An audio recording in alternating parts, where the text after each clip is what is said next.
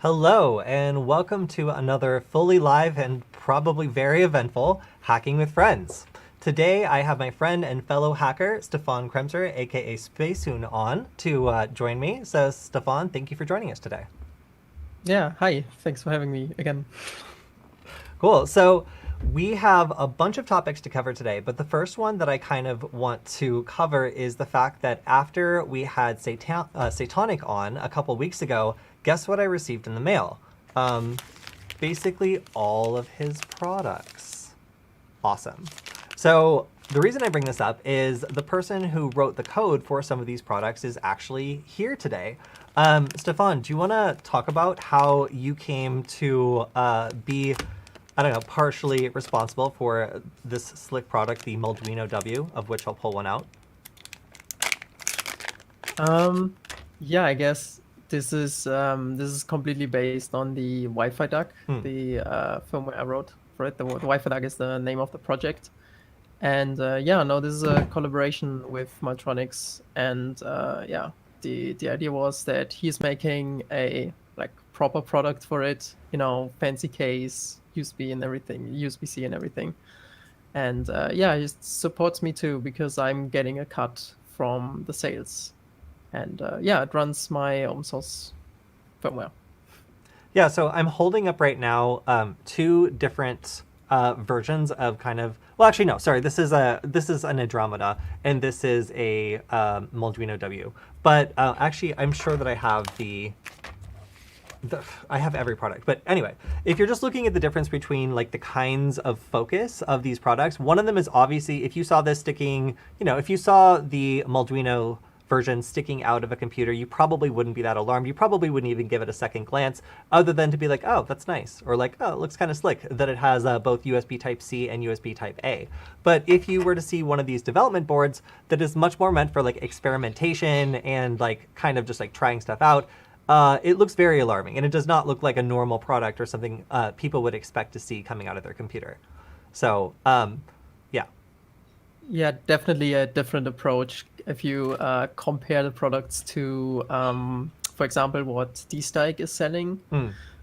Yeah, it's yeah, I guess a different target group as well. One is more for tinkering and having something more cheap and open, and the other one is something more high quality and looking insuspicious.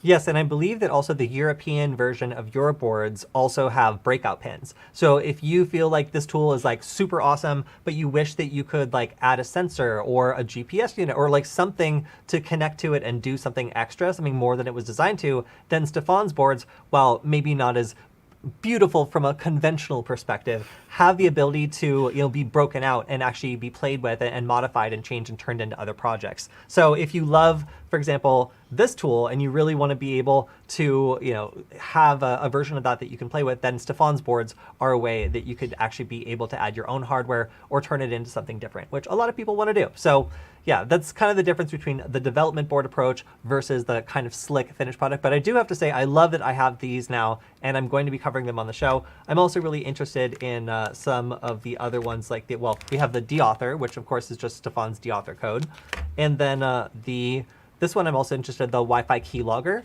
We haven't really covered this one ever before, so I think we're going to cover this one fairly soon. But maybe some combination of these also could be interesting.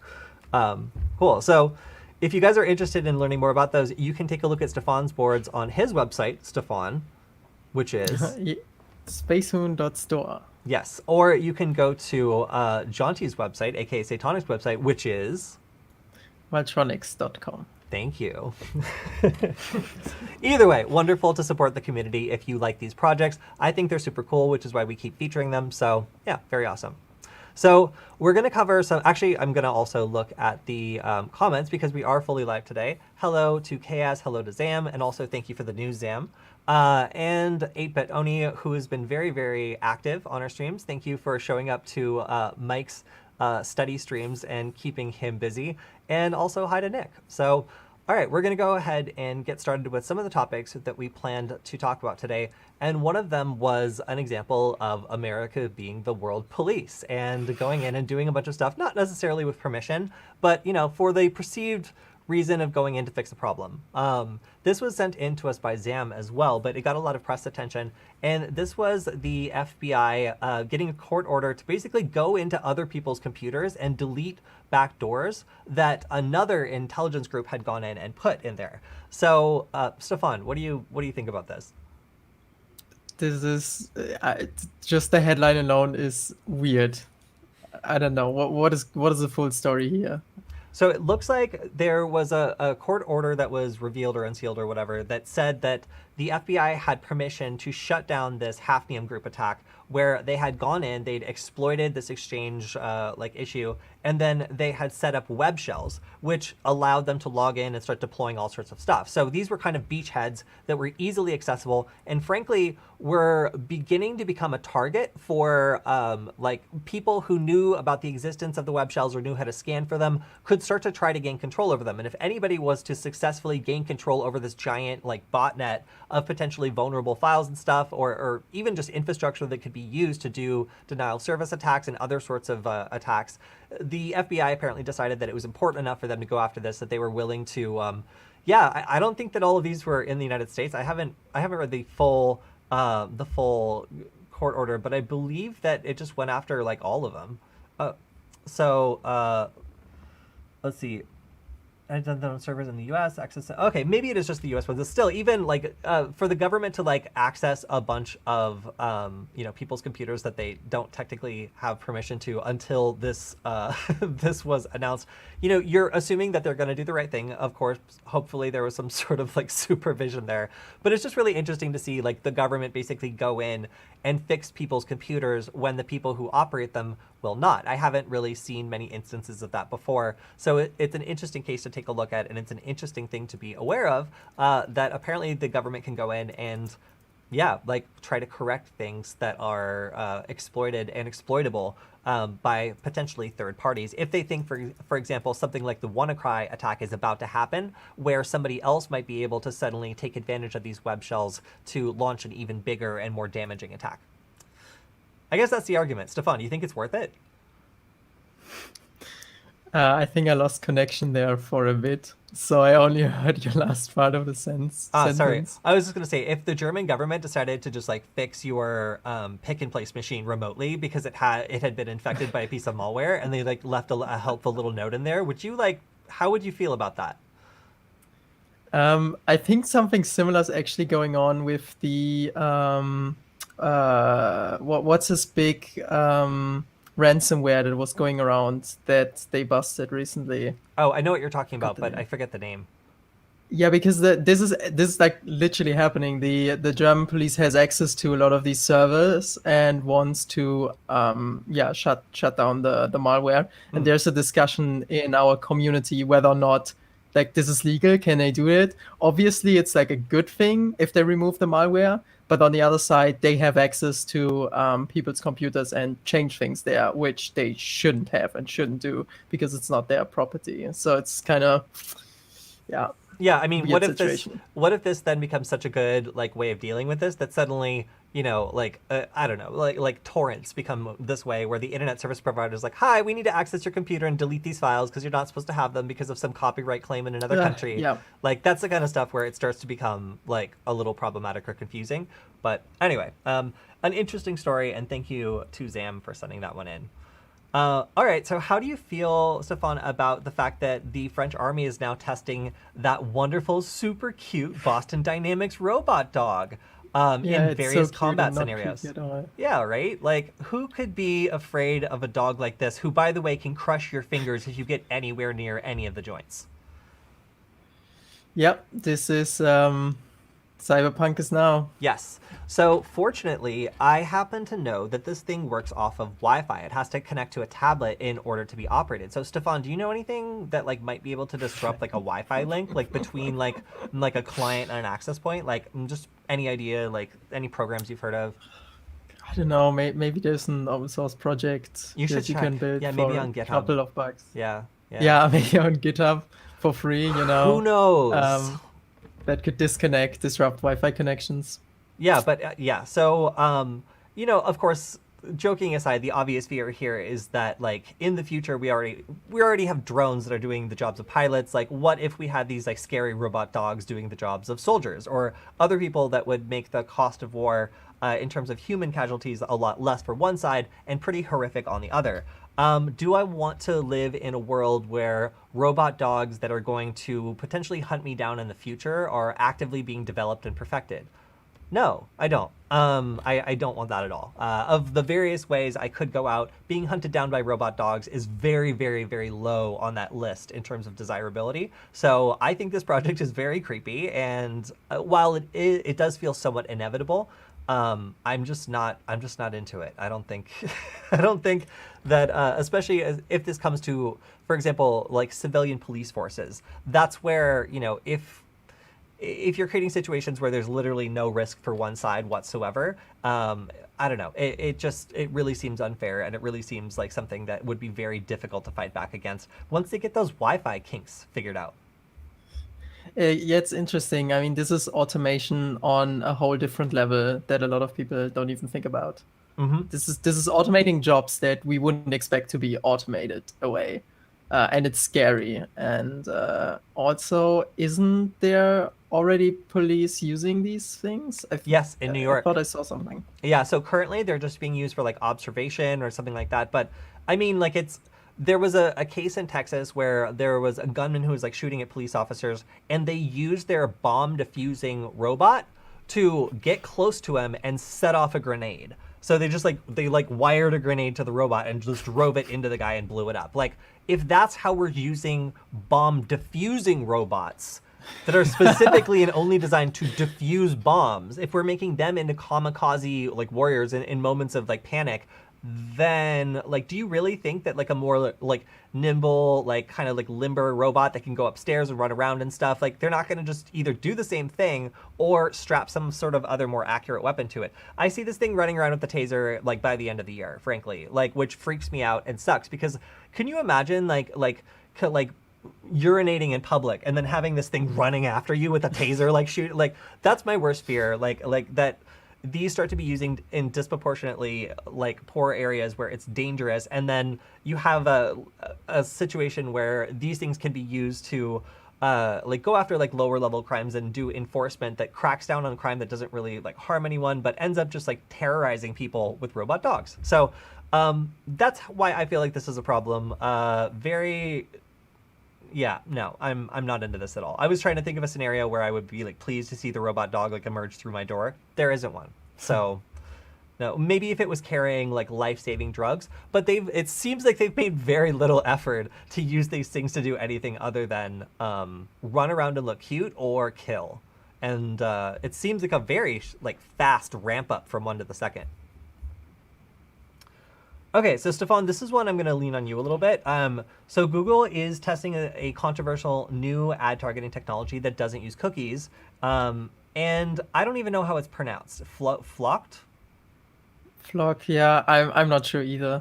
So from what I understand is it's been rolled out to Chrome users and kind of enabled secretly in the back. So you don't even know if you're a Chrome user, if it's enabled or not. And yeah, as the title there suggests, it's not using cookies. So it's basically Google trying to leave third-party cookies behind and trying out other methods to track you and serve you custom ads, because that's how Google makes money. Okay. And how this works is by going through your browser history locally on your computer, and then determining what you're interested in, all locally, and using that to serve you ads. So it's not like right now they are using third-party cookies, and it's all like saved in the cloud, and Google knows exactly what you're looking at and what you're interested in, and so forth. But with this, they are trying to be more, privacy friendly. But it's also scary because your browser is now actively going through your search history all the time. It also seems like it would be pretty difficult, like, to compete in terms of like tracking if you don't have a browser that can do this then? Because like what Google could then do with Chrome is say like, hey, here's an option to just disable all third-party cookies because they're bad, but they have a way of doing the exact same thing because they just happen to be a giant company that's giving you a browser. So like if you don't happen to be a giant company that is giving you a browser, then that just means you have to go through Google, right? Yeah. Okay. Yeah, and I'm just, it's already annoying the way the internet works right now with all these pop-ups, and then you just want to read a news article and you get a pop-up for the cookies, and then you get a pop-up because you have an ad blocker on. But if you disable the ad blocker, you get even more pop-ups. And by the way, have you subscribed to our newsletter and enabled notifications? And then after minutes of clicking away annoying things, you end up at a paywall. And if what you described is going to happen, that's just gonna be another step, because then it's not only going to annoy you if you have an ad blocker, but also going to annoy you to use this other browser or this other technique or enable it or whatever. Okay, so it seems like while this is on its face trying to be like, oh, we want to get rid of third-party cookies, it seems to just like very much benefit Google and not really improve the situation of privacy for users. It just makes it so you're giving more of the information just to Google directly. Yeah, and I mean, right now I think it's only Google doing this, right? Like how, yeah, like there is no alternative, like if with third-party cookies, we have other ad companies that websites could rely on to serve ads, but this is right now, it's just Google. And what happens to people that don't use Google browsers or websites that rely on this? Things are becoming more and more dependent on this monopoly. Right, because it becomes like very, very difficult to consume information or use these products if you're not willing to give up a lot of personal information because of the various layers that each website has to try to monetize you going to it. This just seems like another layer of whatever is going to be working in the background to try to make money off of your activity. Yeah, but I guess it will be interesting to see where this leads us. I mean, maybe there are other companies hopping onto this. I would be interested on how Mozilla reacts to this. And yeah, I mean, the whole cookie thing is super annoying.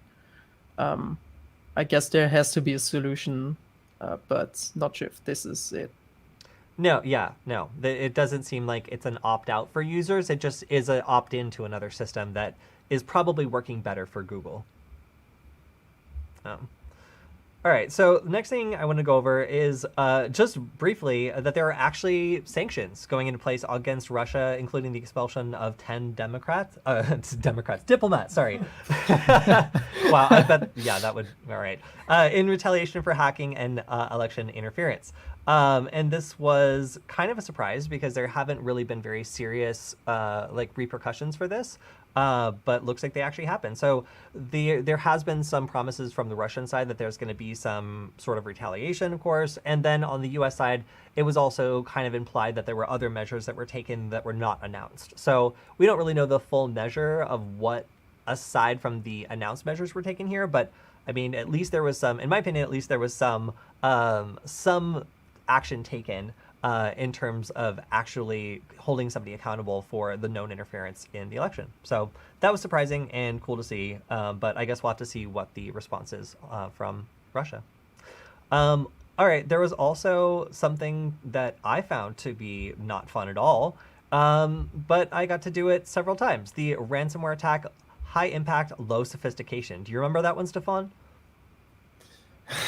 Yeah, this was 2 days ago, wasn't it? It sure was. So this was a attack chain that I came up with that basically targets local services, like a file share on your Wi-Fi network or something else that's just connected to a Wi-Fi network that I frequently see at businesses or other organizations that have to keep their data local. So I set up this attack. There's a ton of moving parts because there's like a Raspberry Pi, a virtual machine involved. It's all like very, very easy to mess up.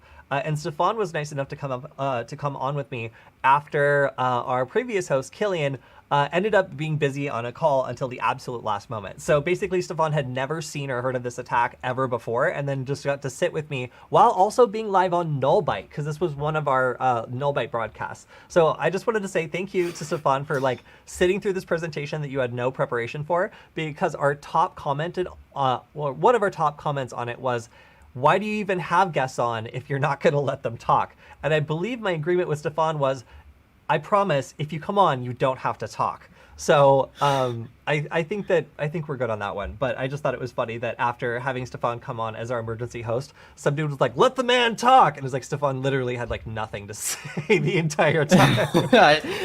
I don't know. Like, I wasn't really prepared. I thought the top comment. I would have thought the top comment would be, "Is Killian German?" Because we had this question several times. Yeah, I guess in the replays, more people really wanted to know your thoughts on this attack that you had no information about. But yeah, so if you haven't seen that, just wanted to shout it out. It was a great Nullbyte episode as well as a SecurityFWD episode. So if you missed it, go ahead and check it out, because I put a lot of work into this attack chain. I was amazed that it went so well. I expected it to fail, and it actually didn't. My only regret was I didn't get to wear my brand new Temple OS shirt, because we were doing this with a green screen, and the colors just like cut through my chest in a weird way. So unfortunately, that has yet to debut. Although, again, thank you to Zam for getting that for me. I'm excited to wear it. So, all right. So this I saw on my feed from Will Dorman. So this is just like an interesting, this is not necessarily like a direct, like a ransomware attack or like access to a system. It's just NTFS corruption. What? So trying to view a certain icon in a certain way allows you to completely corrupt an NTFS volume. And so Will Dorman is also notable for when I was a very new security researcher. I emailed him at his like official job from a email address that ended in .u and had some swear words in it. So like to a .ru, email address, he responded to my question and was very, very polite and gave me lots of great information. So I followed him ever since, and I'm rewarded by sometimes seeing him find these excellent weird bugs that will, destroy or crash your computer. So, I don't know. I thought it was pretty funny that you can just like destroy someone's basically destroy someone's disk file system by just looking at a icon. So if you want to check this out, it's on Bleeping Computer as well as on Will's Twitter. But yeah, this weird little bug that will just destroy your computer. Love to see that. All right, so we already covered all the wonderful things that Satonic gave me, the Wi-Fi Keylogger Pro, the Molduino, the Deauthor, and the Molduino W, two of which Stefan is directly responsible for. So if you have any questions in the chat, feel free to ask them. Oh, and Stefan, I don't know if you've been checking the chat, but you might have got some questions. I haven't checked in a minute. Oh. We also did last week exploring hacker operating systems Void Linux, and this was a user-suggested operating system that I had never heard of before, but it's actually its own systemd free branch of Linux that is for people that hate systemd or otherwise don't want the bloat associated with it. So it ended up being a pretty popular episode. So if you want to go back and watch the replay, I'm very happy with this one, and also it was great to have James back showing us some new OSs. So if you want to check that out, I felt like it was a great stream, and in particular, Void seems to really attract some like serious fans. Like we had people in the chat who were like Void users, like telling us what was good about it, and then in the comments in the replay, we actually have some Void people also speaking up. So if you have any questions about Void, seems like there's a great community around it who's very engaged and willing to answer questions, which was super cool. So, all right. We talked a little bit about this new way that Google can track you, but there's also something that will allow you to see if you're being tracked. So if you go to this website, then it will actually check to see if you are being put into this program without your knowledge. So I don't even remember if I'm... Okay, cool. Yeah, so not me. Cool. So the trial is currently on 0.05% of Chrome users. It could be you, but it's not me, so that's good for me. What about you, Stefan? Are you flocked? I'm not using Chrome. Oh, all right. Well, fine. I guess that answers the question. I, to be honest, might not be using Chrome either. I don't remember. I have both open. No, I am. I am using Chrome. Okay, cool. But I guess that does protect you against Chrome-based exploits, huh? Yeah. Well, good for you, Stefan. So Sophia Zhang was fired from Facebook after some pretty like lame attempts by Facebook to suppress what she was bringing up about how Facebook has been manipulating global politics and basically turning a blind eye to very, very harmful campaigns by governments and other people against minorities, against journalists, against even their own people. And the story was finally published. So yeah, if you want to check it out, it's on The Guardian. And it's a pretty alarming account of how people at Facebook really didn't seem to care. By the way, we're live on Facebook. Hi, guys. A pretty alarming account of how the people behind Facebook really didn't seem to care as somebody was bringing information to them that was basically telling them that their tool is being horribly abused in various places around the world for political gain, for monetary gain, and for other nefarious reasons.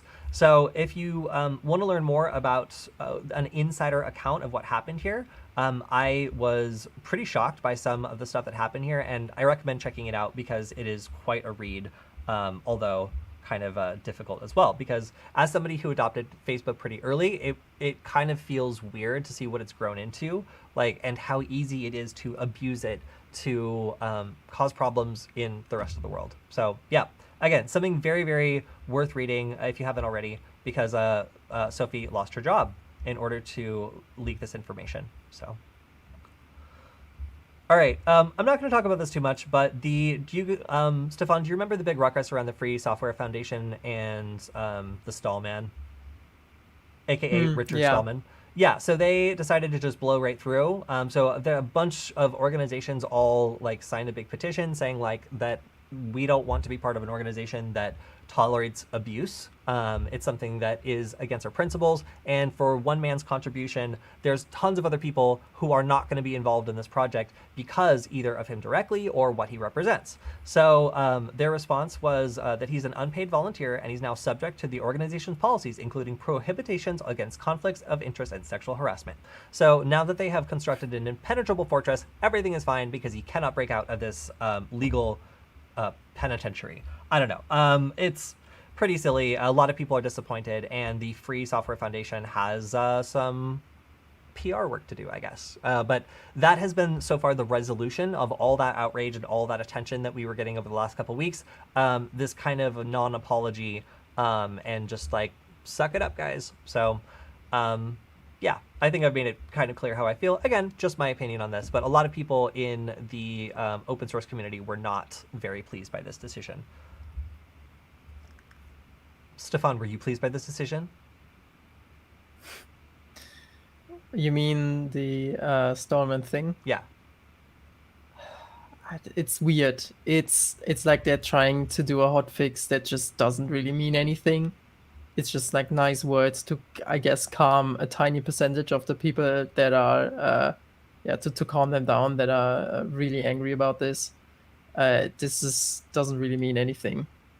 This is not gonna change anything. And if you wanna, build a community that's actually inclusive and nice, you have to, keep these toxic people out, and you have to be very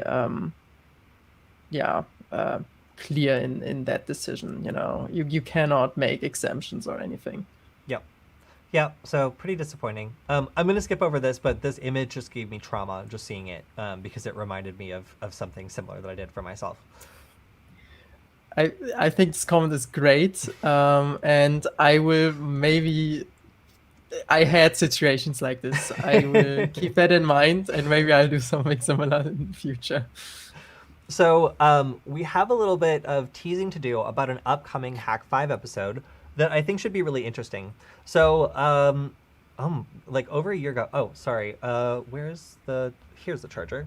I got scared for a second. My computer was about to die. So about a year ago, maybe over a year ago, we did an episode on Hack5 that was defeating facial recognition, featuring Vic Harkness, who gave us some ways that we could try to defeat facial recognition. This was also my favorite episode we've ever done. It's a really great episode. If you haven't seen it already, you should definitely check it out, because we made Michael dress up as a clown. I'm not kidding. Here, where is it? Yes, here we go. Oh no, wait, that's just Michael regular. Sorry, it's hard to tell the difference sometimes. Here we go. A clown. So anyway, best episode we've ever done, but we're going to do a follow-up episode probably over the next like month or so, where we try out all the stuff that people were yelling at us for not trying. So that includes like some glasses that have like UV, like LEDs in them to overwhelm cameras that see in the infrared spectrum, and some anti-facial recognition masks and an anti-recognition shirt that looks like it's just trying to convince the camera that you're like a croissant, like really hard. So if you've seen some of those examples, Stefan, of where like an artificial image is created that like tests really strongly for like one thing to trick like a classification system into thinking it's something different. Yeah. Yeah. So an example would be like, you can have for a Tesla, you can have a stop sign, and then you can have a sticker that's like not that big, but look like basically is all the stuff the computer's looking for to classify that thing as a particular object, like a dog or something else. And you can slap it on the stop sign, and if it's just big enough that the image reads both the real stop sign and then all this additional information packed into a malicious little sticker, it'll actually misclassify the stop sign and think that it's something else. So that's what the shirt is trying to do. It's basically trying to like send or basically encode so much information about another object and feed it directly to the camera so that it thinks you're this other object, and it doesn't bother to classify you as a person at all, and it doesn't even try to read your face. Kind of an interesting approach. So we're going to try the shirt, we're going to try glasses, and we're going to try a couple other things like masks that are designed to have patterns that are confusing or look like a face, causing some lower resolution or lower, I guess like bandwidth, facial recognition programs to misclassify parts of the mask as a face or think that there's multiple faces in the picture.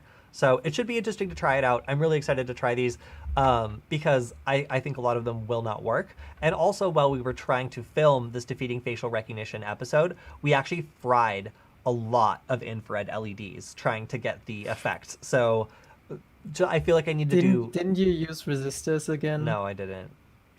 Yeah. Yeah. That's why. Okay. You always do this. I know. And yeah, okay. I know. All right, yes. I should have used resistors, and that's why I killed all the LEDs. But, I mean, for like a second, it should be fine, right? Can I just say no?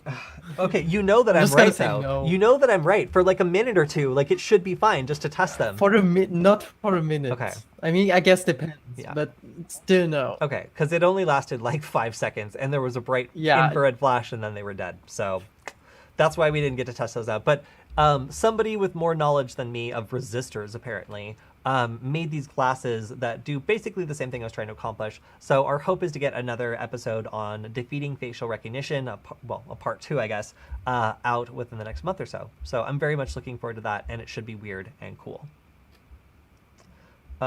Oh, yeah, and if you want to see more about the targeting stuff that Google is doing with Chrome, then you can also check out the EFF page right here. I also believe I retweeted it. But yeah, this goes into more details about what it does and is probably the best source for information about how it could affect you. So EFF information, typically really great. Okay, so I'm going to go back to the live comments right now, just because I haven't seen them in a minute. And let's go ahead and answer any questions that might have come up. So one question was about Brave. I've actually almost never used Brave. Stefan, have you used Brave? No. Why? Because you love Yeah, Firefox why? so much? I don't know why. Why would I use it? Is the question, I guess. All right, all right. Why haven't you used it? Well, because I use Firefox. Pretty much the same reason as you. And I have to use Chrome for work because when we do this stuff, we have to be running Chrome to like send my screen and everything. So, Okay. but yeah. So Nick is also saying Good excuse. that he used Chrome for texting. for testing, Edge for Outlook accounts, Firefox general searches, and Brave for personal accounts. And like, yeah, a lot of people have browsers kind of like segmented where maybe they don't want to give all their data for a particular activity to one browser. They want to segment it out and have like work for one thing, personal use for another browser, depending on what they need to do. Also, Zam says that Michael looks like a sad clown. He is a sad clown. That's right. Oh yeah, and then other people blaming Facebook for troll farms in Eastern Europe. Yeah, I mean, I will say that it's pretty amazing how you could use a platform to create an idea or something that doesn't exist and spread it to people who statistically, based on measuring their every click and like eye motion on the internet for the past however many years, you can tell will probably believe that thing whether or not it's true. That ability of sending the right information to the right people is really creepy because it allows you to convince people of things that just frankly are not true and don't have the evidence to support it being true. And lots of people around the world have abused it as such.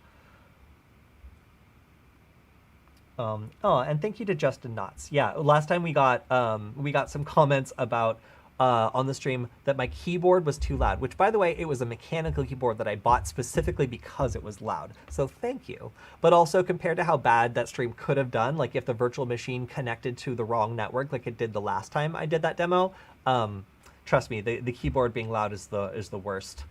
The least worst thing that could have happened.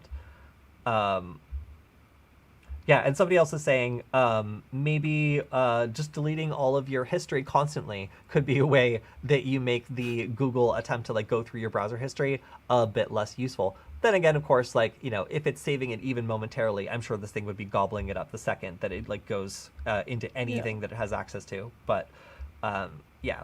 I mean, who knows? Like, it might just mean maybe being in a mode where it never, ever, ever saves anything to your history and just abandoning that feature if you really want Google to stop looking into websites you're going to.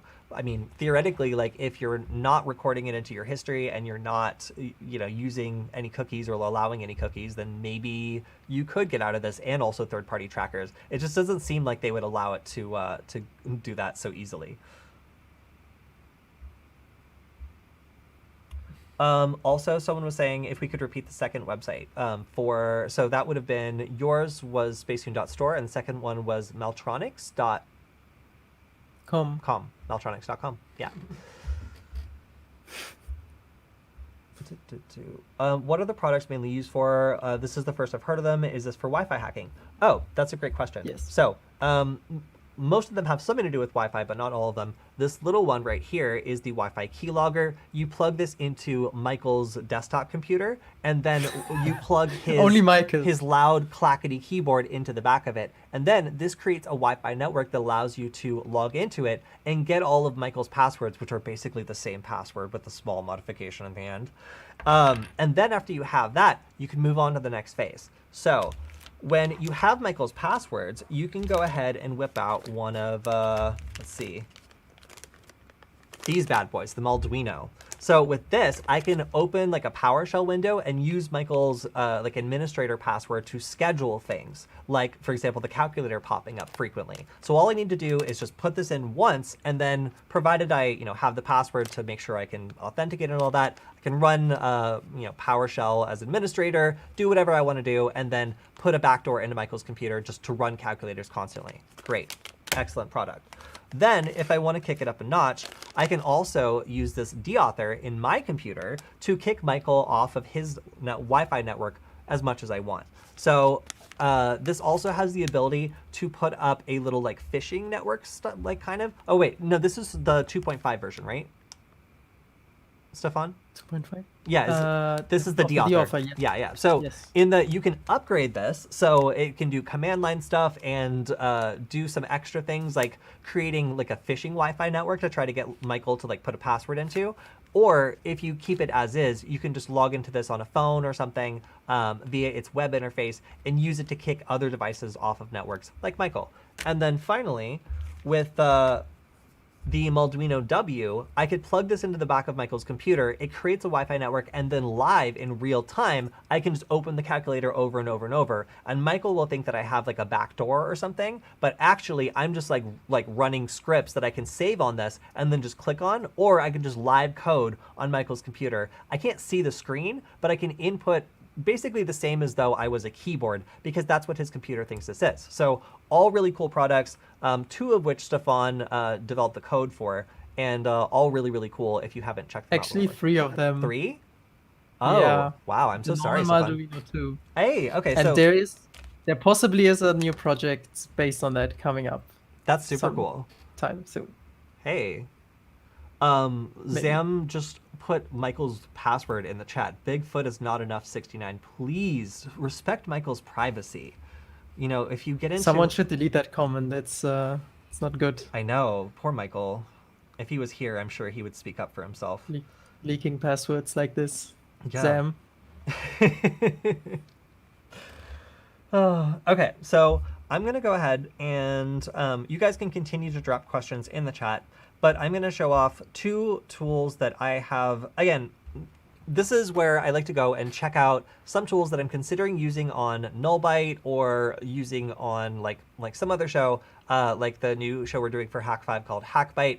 But I haven't checked them out yet, so I don't guarantee that these tools work. I don't guarantee that they don't have weird backdoors in them, because I have not checked yet. But they are on my short list of tools to check out because they look really interesting and they have some signs of a bunch of stars updated recently of what I'm looking for in a new tool to feature. So one thing I also like is that this is Python and it installs with a simple pip install. But this is called Poison Apple, and it's a command line tool that does various persistence mechanism techniques in macOS. So this is something that's going to hide in the background and try to emulate a threat that's trying to remotely connect your computer and then persistently stay there and allow the attacker to do bad things. So, I am into this. It can do @job, bash rc, cron root. So cron also, you can set tasks to run repeatedly in the background. You can launch agents, launch agent users. This is great. There's really a lot of stuff you can do here that would be useful for someone going up against a macOS system. So again, I love Python tools. This one seems recently updated, has a lot of stars, and focuses on macOS, which I think is a platform that doesn't have enough security tools. So if you wanted to check this out, please let me know what you think. But again, I have not run it yet. I'm still chewing through some other programs before I get to this one. Then the second one I have is ADSF Brute. So we do a lot of stuff with Active Directory at Varonis that I know little to nothing about, but I've learned through osmosis a lot about Active Directory and how essential it is for most businesses to be able to communicate with file shares and be able to have users get the things they need done. So this allows relatively complicated environments to be simplified, but it also opens up venues for attack. And this tool allows you to do some password spraying against Active Directory that are generally useful if you suspect that somebody might be using weak passwords or have like a weak password policy, and you want to try to break into various accounts on the system.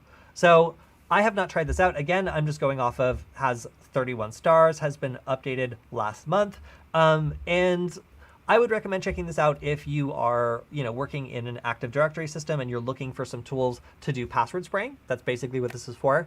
I do not do that very often, and I have not tried it, but it does look interesting. And during a lot of our Varonis demos, we do use techniques like this against unmonitored systems. Of course, if it was a client, then this would be caught immediately because we do monitor stuff, and a bunch of wrong passwords all being sprayed at a very high rate is exactly the kind of suspicious behavior that indicates that you're under attack. But if you're not looking for this kind of behavior, or the network that you're doing pen testing against is not monitoring against this sort of behavior, then password spraying techniques are generally a pretty good way of trying to break into accounts with bad passwords, provided there's no rate limiting or other factors working against you. So that's pretty much what I've got in terms of tools today. Stefan, anything you want to complain to the audience about? Such as maybe a giant shortage of silicone?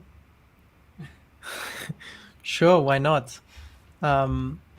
There's a giant shortage of silicon. Yeah. And that's really annoying. Fortunately, I did buy my parts for the Andromeda boards and also some parts for prototyping recently, and I've already received everything. I already had to buy some parts from different suppliers than usual and pay a bit extra, but luckily enough, I was able to get all my parts. But there's a like global shortage on semiconductors, and this basically affects everyone that's like dealing with electronics, I suppose. Some more than others. I guess that depends on the parts you need and where they are manufactured. But I think you did some research on why this, how this shortage came to be. Do you remember? So I believe there's like a bunch of stuff all happening at once, but I believe that the one of the triggers was like the automotive industry dramatically cut back the amount of chips they were buying for new vehicles because they anticipated a huge shortage. So they slashed their orders, and then the mobile like and computing industry was just like, nice, give me that. So they came in and bought up all the supply. So they went in and basically bought everything up that the automotive industry had just like gotten rid of. That then caused a crunch because the automotive industry then had a rebound, and they're like, hey, we actually do need those chips after all. Please give them to us immediately. To which the manufacturers like, okay, cool, just go ahead and wait 2 years. So this caused a huge panic, and now they're basically running around buying up whatever stock they can find. There's other factors as well, like that are happening with the global supply chain that are causing this issue. But yeah, if you have to make a large purchase of electronics, you probably should have done it last week, but you might be able to still get it. But it's not going to get better in the immediate future. In my Twitter feed, I follow a few people that already warned me about this. So luckily enough, I bought everything early enough. Someone said that he's working on an STM32 project, I believe, and it says that they are all out of stock everywhere. The one microcontroller he needs, and it says they will be back in stock in like April 2022. Wow. So yeah, this is not a joke. Yeah. So Boris from LinkedIn also says there's a drought in Taiwan, which hit the production really hard. And also, I know that there was a wafer production facility in like Texas that like dramatically scaled back what they were producing as well. So all of these things together like caused like a big global crunch. So yeah, if you're like peripherally like part of the software like or hardware industry, like you maybe do these projects on your own, now might be a good time to buy your parts. Now might be a good time to buy your parts, and maybe not in like a month or two. So one question we got earlier was, is password spraying GPU based password cracking? I would seriously doubt it because it's an online versus offline password to crack. Stefan, do you want to explain online versus offline password cracking? Because I know you're so good at it. Again, okay. Uh-huh. Sure. So if you crack something offline, that basically means you captured some kind of hash, for example, the four-way handshake of a Wi-Fi network. When someone logs in, you capture those packets and you have a hash, and you are going through a password list, hashing each password in your list, and then comparing the hash you captured from the login attempt with the one from the password list. If it matches, then the original password. You can log into that network now. And you're only really limited by the speed of your CPU and GPU, right? Exactly, because this all runs locally on your computer. You don't need to be connected to a network, to the internet, anything, because you already captured the hash you're trying to crack now. Meanwhile, a active or like online attack, we did this with Hydra, cool tool. That is an active attack. You send basically a login attempt to the server you're trying to log into, and if it doesn't work, you'd send another attempt and another one. So you're creating traffic. So you need to be connected to a network. You need to have a connection to the server you're trying to log into, and because it's active, it's also limited in speed depending on the network and the settings on the server, because maybe the server will give you a timeout after a certain amount of attempts or something like that. So you're very limited in speed there, but offline cracking is only limited by your CPU or GPU speed. Right. So online password cracking attacks are rarely helped along by GPU speed unless you can create like an absolute ton of like parallel connections and there's no like way of like getting timed out or logged out, and there's also no limit to how many incoming password attempts the server can accept, which is often the more limiting factor. So so hopefully that answers that question. Another person was just asking if we know of any USB Wi-Fi adapters that's dual band 2.4 and 5 gigahertz that's USB 2.0. I don't specifically know that this product is USB 2.0, but I think I've used it on USB 2.0 and it's never caused any problems. The Panda Wireless PAU 05 and the Panda Wireless PAU 09. The 05 if you want like a normal looking USB style, and the 09 if you want one that you can actually plug your own antennas into. Those ones, for me at least, seem to work on USB 2.0, or at least check to see if they do, because they have good compatibility generally, and I've used them on all sorts of systems and I've never had an issue. So again, I've not verified that they do, but I know that they're dual band, and if they do, they're excellent wireless network adapters. 3.0 cards should work on USB 2.0 too. It's backwards compatible. Also, I remember, I can't tell you the name, but there is a Alpha Wireless card. It's red, and that is dual band and uses USB 2.0 because it has a mini USB connector. Really weird. And that one has good compatibility with Kali Linux and stuff. So for packet injection monitor mode, I bought that specifically for that, because the newer 3.0 cards took a lot longer to get proper support for these kind of stuff. Yeah, definitely. So one person was asking. It's not red. It's orange. Sorry. Oh yeah, no. Okay, I remember that one. So if we switch on my screen for a second, somebody was asking when I'm gonna get one of these. Damn, this looks crazy. First, I've never seen this before. I've barely heard of it. I think it was a while ago I heard of it, but I didn't really look too much into it. It's described as something for fox hunting or monitoring repeat abuse, which is hilarious, because I'm pretty sure, I'm pretty sure that like somebody with like a Wi-Fi duck or something, or not a Wi-Fi deauthor or something, would be the one that they were trying to hunt down, but whatever. Yeah, so this seems to be like for hunting down radio signals. Super interesting. Also looks expensive just based on the amount of like metal and parts. So if somebody wants to send this to us, we'll absolutely feature it. I'm not sure. I guess we'll see. So far, it's coming soon. I haven't seen a link where I can buy it yet. Maybe there's like a Kickstarter or something. This was just the first link I checked to see like what it was. But yeah, this looks interesting. I do not have one, and I doubt I can afford one based on what it looks like. But maybe. I don't know. We'll see. Looks crazy. It does look crazy. All right, I'm going to go back to the chat. And probably very expensive. That's what I'm saying. It looks just, it's so shiny and metal. It looks like it would be very expensive.